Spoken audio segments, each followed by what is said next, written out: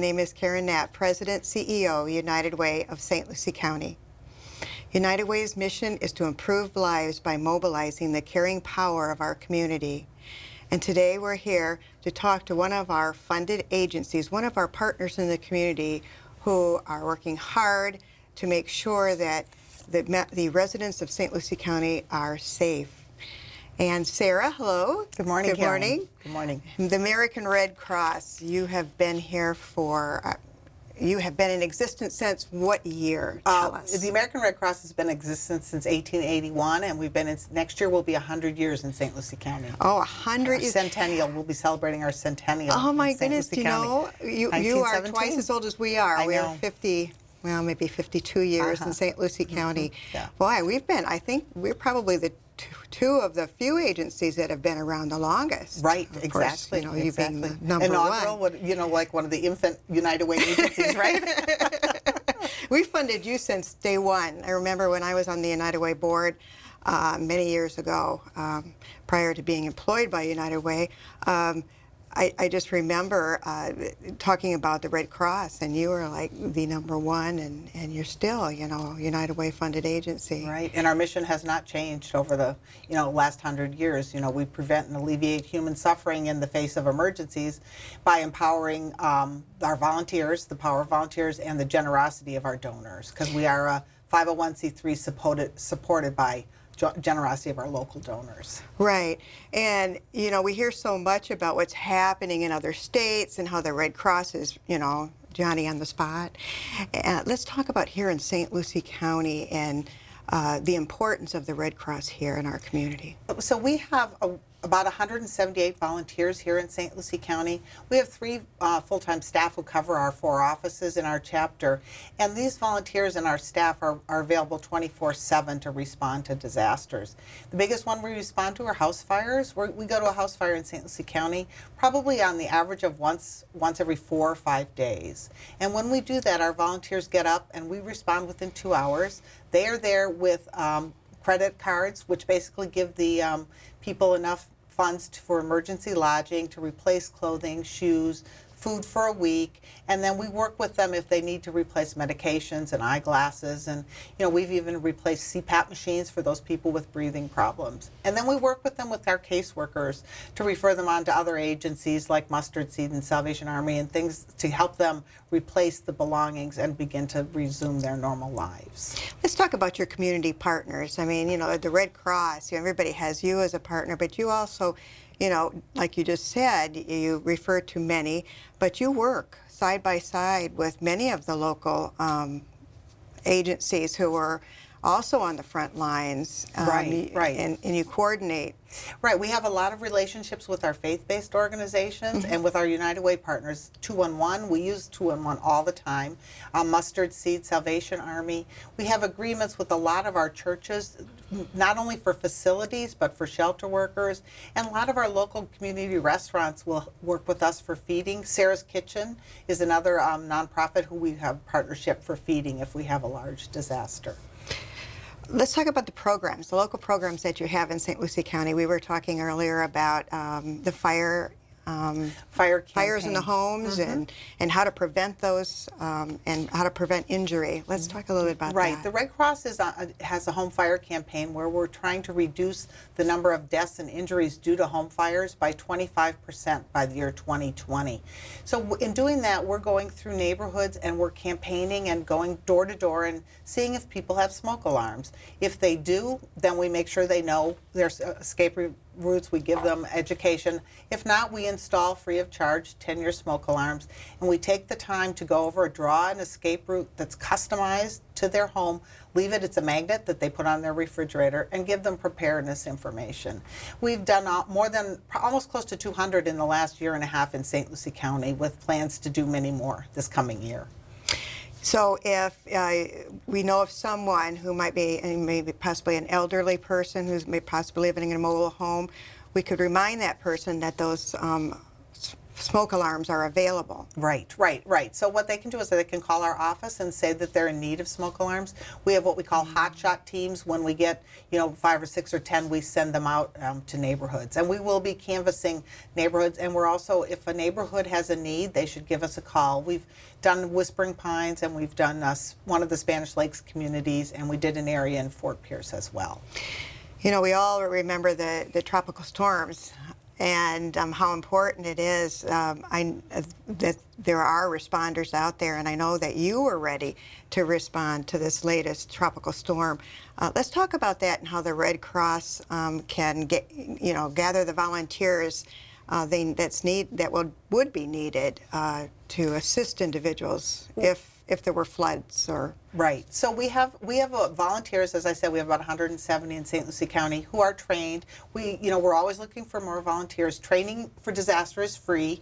We just ask you to come and sign up and take some classes. We also will use what we call event-based volunteers. So if we do have a large event, hopefully not, but if we have another Francis or Jean, we will be looking for volunteers who can give us a day to work on feeding or to work in a shelter or to work on our bulk distribution. So they can just contact our office or go to redcross.org and look for, put in your zip code and our chapter will pop right up.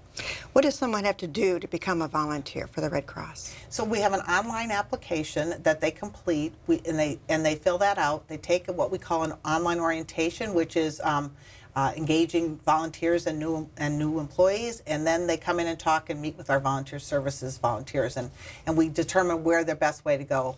Because as well as disaster, we have opportunities for service to armed forces volunteers and office. We need people to work in our office. So there's other opportunities besides disaster. June 1st, hurricane season. Right. Let's talk about how individuals could become better prepared in case of, you hear Category 3 or Category 2 is headed, our way. What should we do? How should we be prepared? Every family needs to do 3 things. They need to make a plan for their personal family for evacuation. They need to get a kit, and they need to be informed. And we have these hurricane guides that have come out, and they'll be available at our office and at the United Way. And they have detailed information in there about what should be in your kit, what to do for a plan. And we also have a Red Cross app that is free. And if anybody wants to download it on your smartphone, this is what they look like. They're all free. It will tell you everything you need, everything you need for your kit. It will alert you when there's a thunderstorm, tornadoes, hurricanes, everything you need. And it even has a first aid app in there.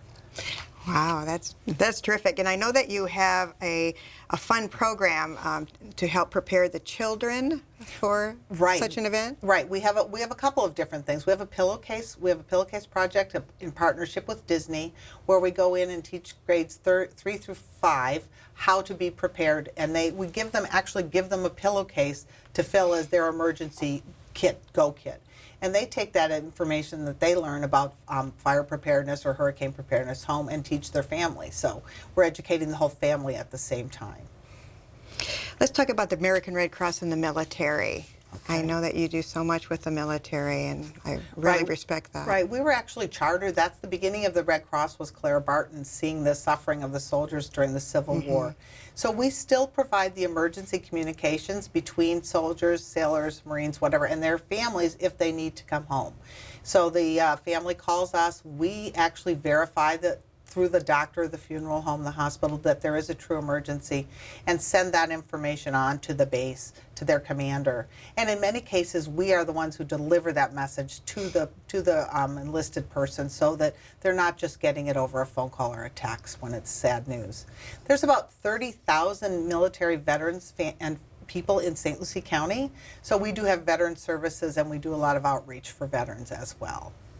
Does the American Red Cross help with mortgage payments or utility payments? No. Our mission is to respond in face of emergencies, and we get calls all the time for rent assistance and utility assistance, and we do direct them to 211 because that is not our mission. Right. Let's go back to your mission and some of the things that happen in St. Lucie County. We were talking about local fires.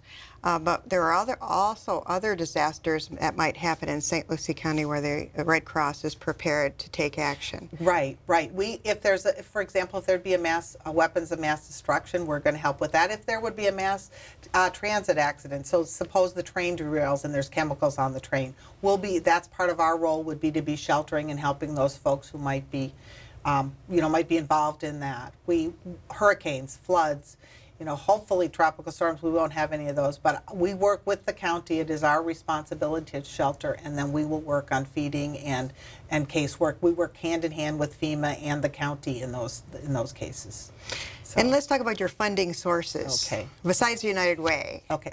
We are funded by donors, local donors. We honor donor intent. So if a donor wants to support the St. Lucie County and they put that on their check, their money will stay here in St. Lucie County. If the donor is watching what's going on in Texas and lives in St. Lucie County and says, I know I can support St. Lucie County, but they need help in Texas, and they tell us that, then the money will go to Texas. But if we receive a check from somebody in St. Lucie County and it's just made out to the American Red Cross, it will stay in St. Lucie County because we assume the donor wants that money to stay locally, unless they tell us otherwise. Yeah, that's so important because It is. people do get confused, and they do that with United Ways. They don't realize that United Way, they have one here right in St. Lucie County. It's their United Way. Right. And then there's one in Martin and Indian River as well. Right. So it's good for us to tell them so that they do understand better. Right. Let's go back to, I'm sure there are many people out there who have time on their hands and they want to become volunteers. Let's go into some of the activities that a person might go through to become a volunteer, and talk a little bit about that. We've got a few minutes left. So we encourage volunteers. They can pick up the phone and call the office if they're not, really comfortable getting on the computer to do it, and then we can walk them through it. But we have a couple of introductory classes that we take, and then we encourage them to come out and work our events. For example, we were at the Hurricane Expo at St. Lucie Civic Center. We were there. We had 13 volunteers there. Wow. We have a youth group, and we have the adults who work with our youth group. We did Kids Zone activities, which are, they were like cornhole and spin the rung and bingo, all related to hurricane and preparedness training.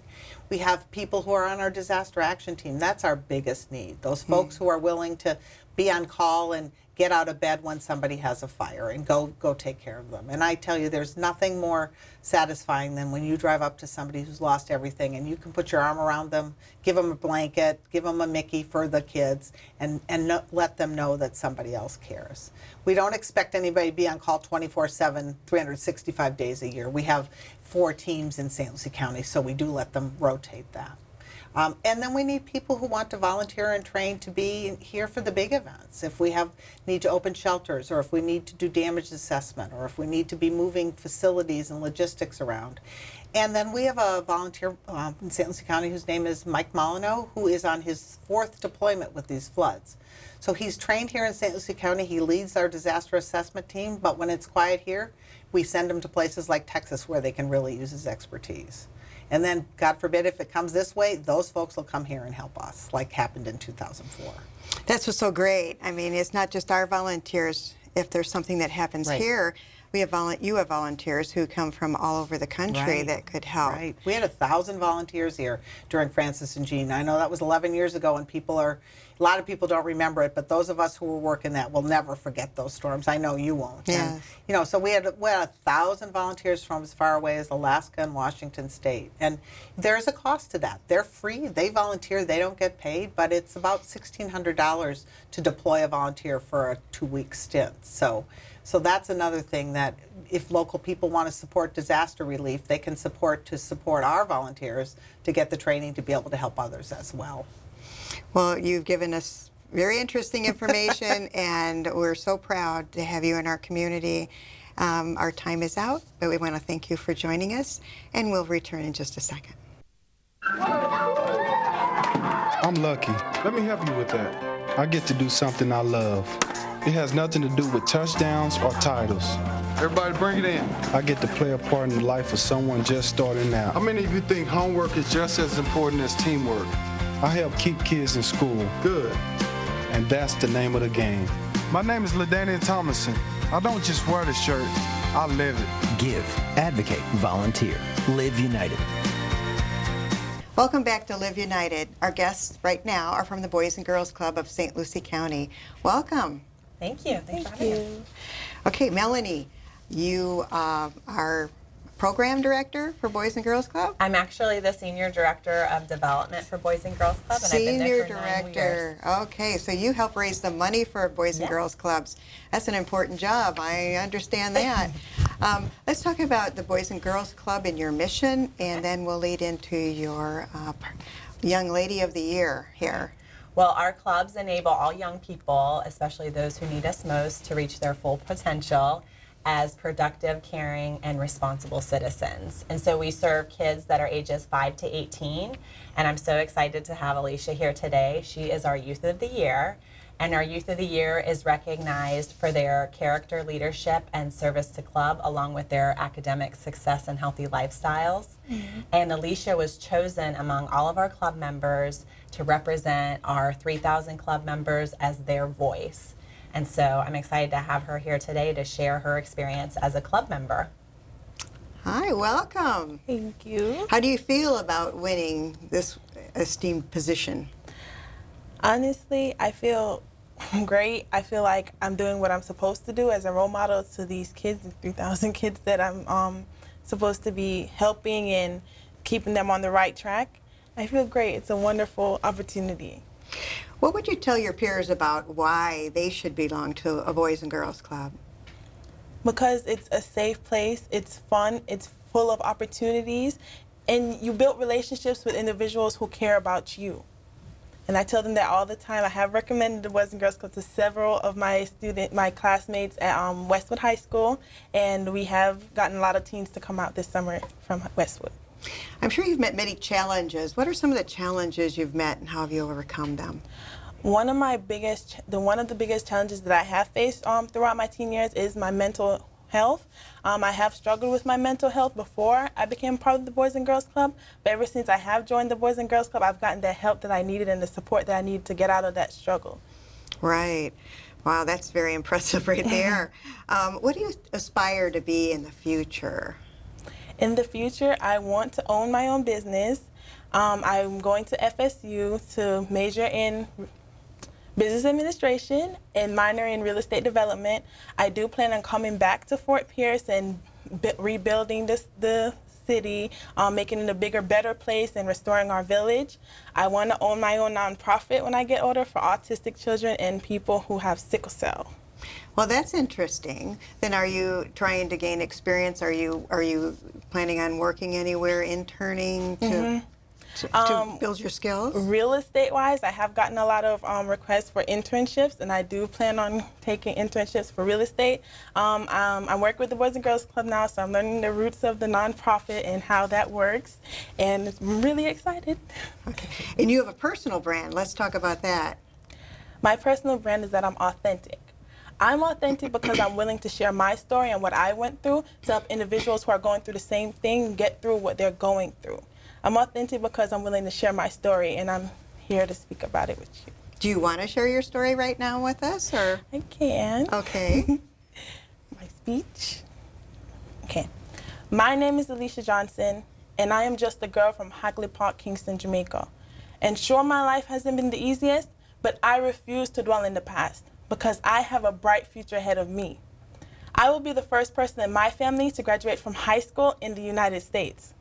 I am the older sister of 2 boys, one who has autism and the other who tries his hardest to outdo me because everything is a challenge. I am my mother's angel child and my father's most valuable player.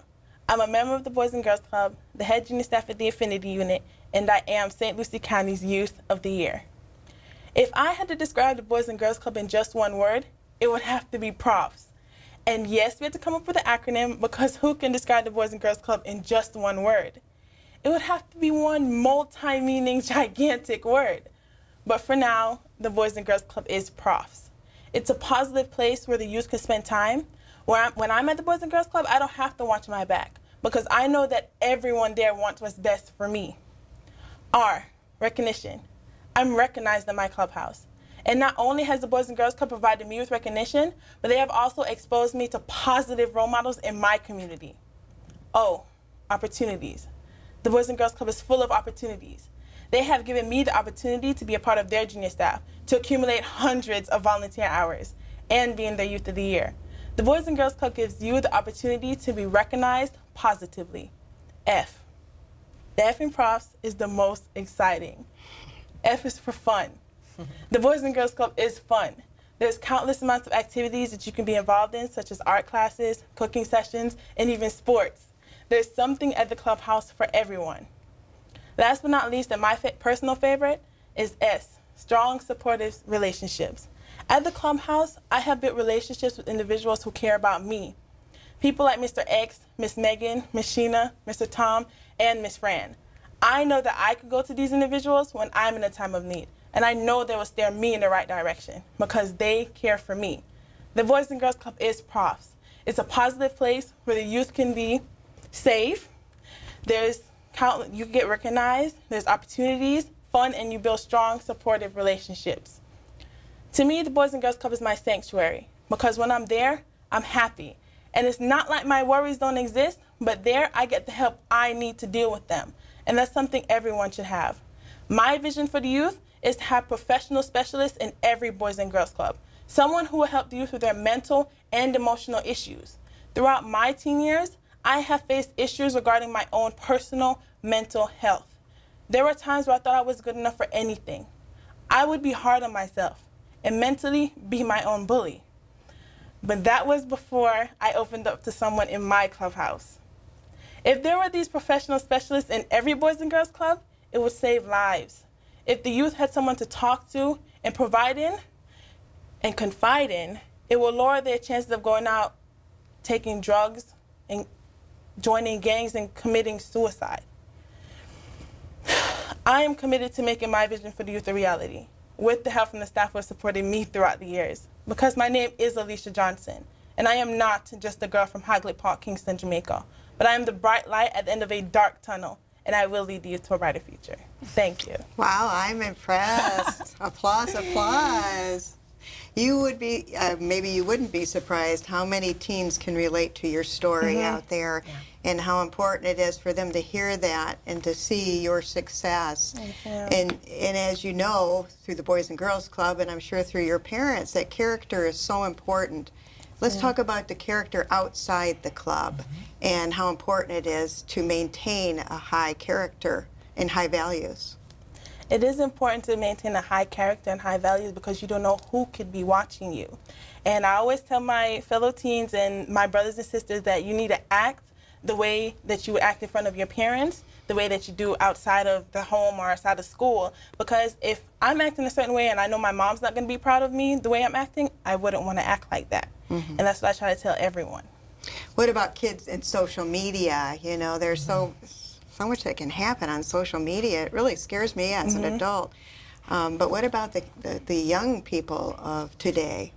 Before I did the Youth of the Year, I really wasn't too interested in social media. But once I got on there, I started to realize like what was going on, what people started posting. And instead of me jumping on that bandwagon, I started posting positive things about the Boys and Girls Club and about the things that we do at the Boys and Girls Club, the different programs that we do, trying to get the youth that are on social media to see, oh, that's interesting, I would want to come to the Boys and Girls Club. Recently, I went on the honor flight, and I posted a lot of pictures about the honor flight, and a lot of people have commented and asked me questions about it. I'm like, the Boys and Girls Club, come to the Boys and Girls Club, you have a lot of opportunities, and it was a lot of fun. The youth is really interested in social media, and that's their strong point. They know everything about social media, so if you ever want to get information out, that's the way to go. And positive information, it will get them to draw towards positive things, and they'll start posting positive things also.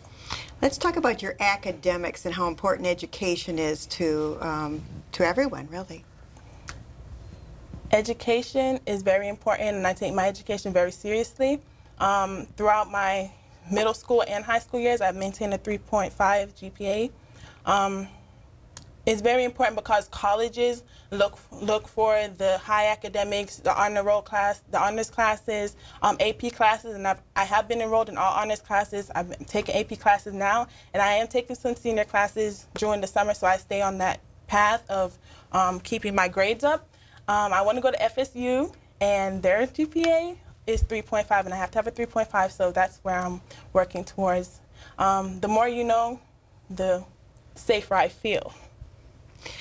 That's wonderful. I can't. They sure picked the best person as far as I'm concerned. The Boys and Girls Club. There's so much that you're doing, and I know you can't do it without fundraising. Do you have anything coming up? We do. We have a couple things going on. July 16th is actually our annual chili cook-off. It's the 34th year for this special event, and we host it at the Fenn Center. So we have 40 teams already signed up, and they're fundraising for us right now. And people can come out that day to taste chili. They can watch some entertainment.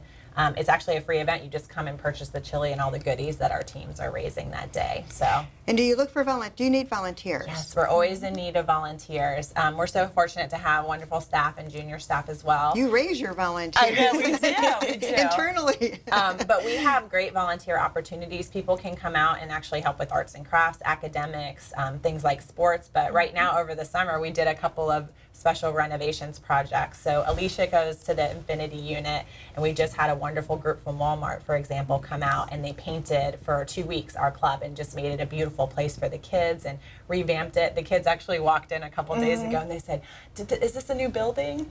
So we love to have people come on board and help us with those projects as well. Now, people are going to be watching this, so please tell them how they can join the Boys and Girls Club and get involved. Absolutely. They can actually call our office, which is 772-460-9918. They can visit our website to fill out a volunteer application. We have another special opportunity coming up at the end of July, which is our Great Futures Teen Summit, and we're looking for career speakers. So people from the different business community, they can come and tell the kids about their journey. Where did they go to school? Did they go to school? Are they in a trade? And kind of where they ended up in their career and how our kids can benefit from staying on the right path in order to reach that. And let's tell people where your clubs are located. We actually have 16 locations. We have 4 neighborhood clubhouses, 2 in Fort Pierce and 2 in Port St. Lucie. And then we're in 12 schools, Lakewood Park and Fort Pierce, and then we're in 11 schools in Port St. Lucie. So the kids can actually get out of school and go right to their cafeteria or auditorium, and they can participate in our programming after school. And do you have summer programs? Yes, right now we're open. We have 8 locations over summer. We open at 7:30 in the morning and we close at 6 p.m. The kids all go on field trips, and they're also provided breakfast and lunch at all of our locations as well. And what is the cost? The cost, depending on your clubhouse, the clubhouse at Alicia, our neighborhood clubhouses, it can range from $10 to $30 a week.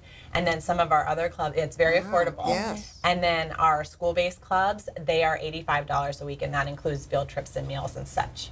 So do you have openings, or do you have a waiting list? We have, at this point, we do have some openings in Fort Pierce, and I believe one of our Port St. Lucie sites as well. So people can call 460-9918, and they can enroll their kids. We can tell them what's available. So the summer programs are basically in your clubhouses, or are they in the schools They're as well? in both locations. Oh, they are. We try to spread ourselves out so Okay. parents get the most convenient location. Okay, well, I just appreciate you all being here today. We've learned so much, and I'm so proud of you. Thank you. Yes, I wish you the best, and if you ever need, some support, just call United Way, and we'll try to help you out as much as we can to give you some opportunities. So we want to thank you so much for joining us. Thanks for And we want you to know that we're very grateful to all our donors and all our supporters who helped United Way so that we can fund programs like the Boys and Girls Club. So thank you for joining us, and thank you.